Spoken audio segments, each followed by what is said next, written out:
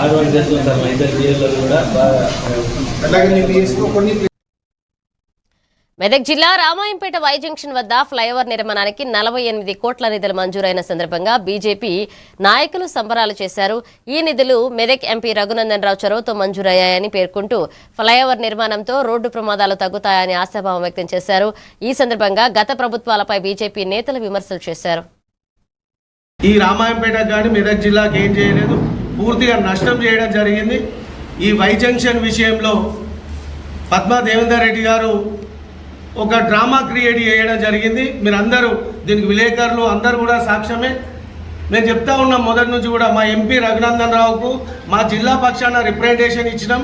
మా రఘునందన్ రావు నితిన్ గడ్కరీ ద్వారా ఇదైతే డిపిఆర్ తయారైంది. నెల రోజుల క్రితం ఈ డిపిఆర్ బయటకు వచ్చింది 47 కోట్లకు సంబంధించి. దీనికి సంబంధించి మేము ఒకటే చెప్తా ఉన్నాం, హరీష్ రావు దగ్గర ఒక రామాయంపేట డెవలప్మెంట్ కోసము అందరికి కలిసికట్టుగా పనిచేస్తూ దీన్ని అభివృద్ధి దిశలో తీసుకెళ్దామని చెప్పి మా టైగర్ రగన్న ఆధ్వర్యంలో తనకు చాలా ఆలోచనలు ఉన్నాయి. తనకు అభివృద్ధి లక్ష్యంగా పనిచేస్తున్నారు కాబట్టి తనకు అందరూ సహకరించి రామాయంపేట అభివృద్ధిలో అందరం భాగస్వామ్యాలు కావాలని చెప్పి కోరుకుంటూ మేము తప్పకుండా డబుల్ ఇంజన్ సర్కార్ తెలంగాణలో వస్తుంది.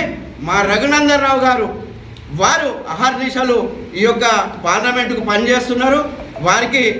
వారికి కానీ అదేవిధంగా నితిన్ గడ్కరీ గారికి కానీ భారత ప్రధానమంత్రి నరేంద్ర మోడీ గారికి కానీ ఈ మెదక్ జిల్లా బీజేపీ పార్టీ తరఫున వారికి కృతాభివందనాలు తెలియజేస్తూ అతి త్వరలో 1-2 నెలల